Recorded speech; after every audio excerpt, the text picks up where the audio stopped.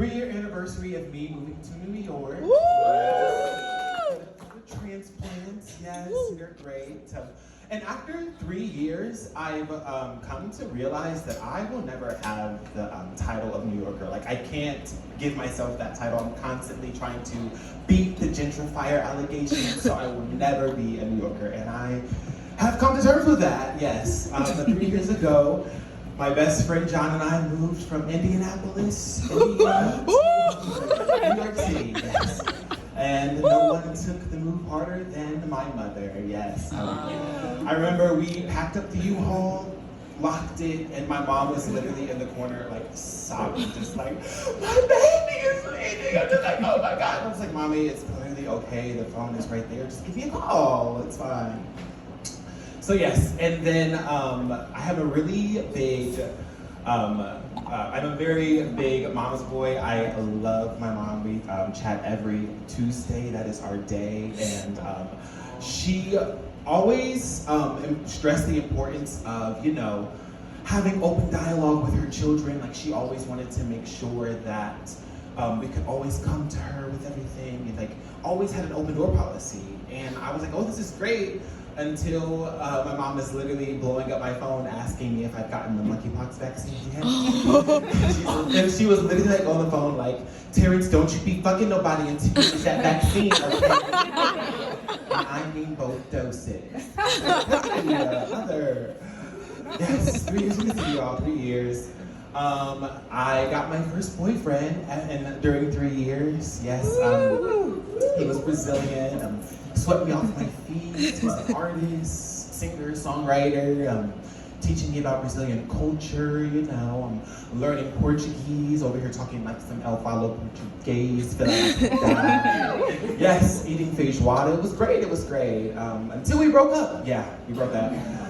It was hard. Basically, I was ready to Luther Vandross this man and turn this house into a home. He wanted to be homeless. Yes.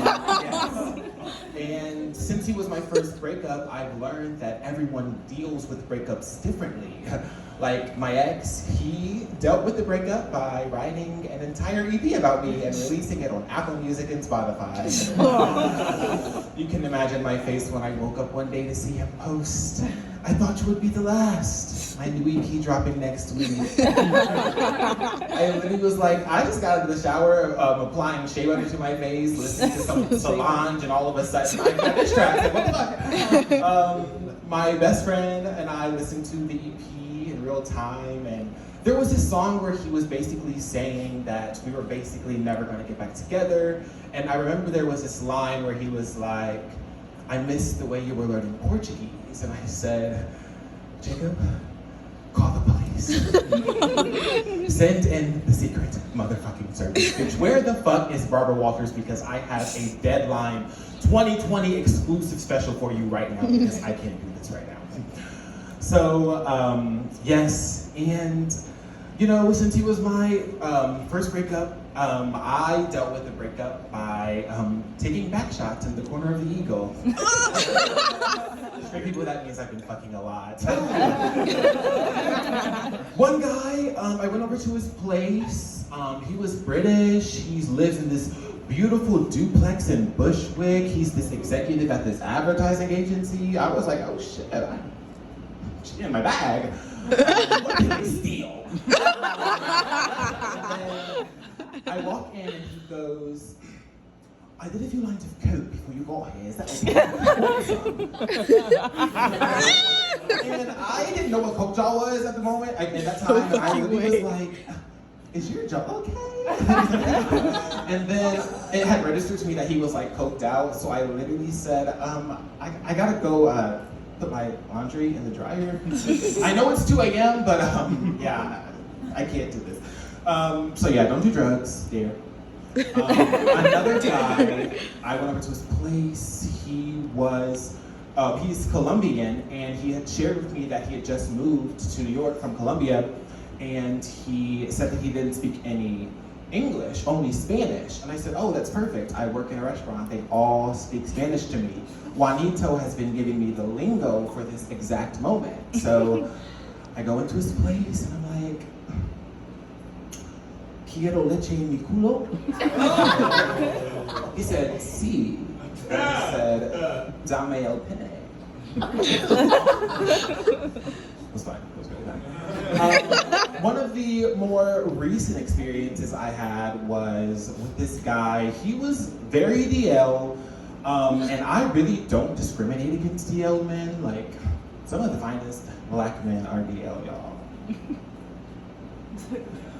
Anyway, so I talked. Believe it or not, us first queens are real.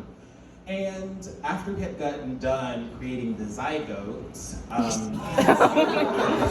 he literally gave me a fist bump, and he was like, "You're discreet too, bro. Like, I respect that." Bitch, is discreet in the room with us right now? Discreet. And the thing about me and like hookup culture is I have a very bad post-nut clarity. So as like he like was talking to me, I got more irritated, and I was like, "You got it, And another thing he said was that we exchanged numbers, and he was like, "Oh, I want to get your number, but I'm gonna have to put you down as my coworker because my girlfriend, she goes to my phone log."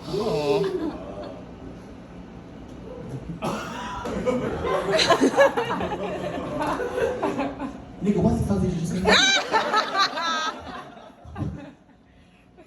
And to make matters worse, the last thing he said to me before he left my apartment was, whenever you see me online, hit me up and I'll come through. Your dick is A1. Like the steak sauce. Oh my God.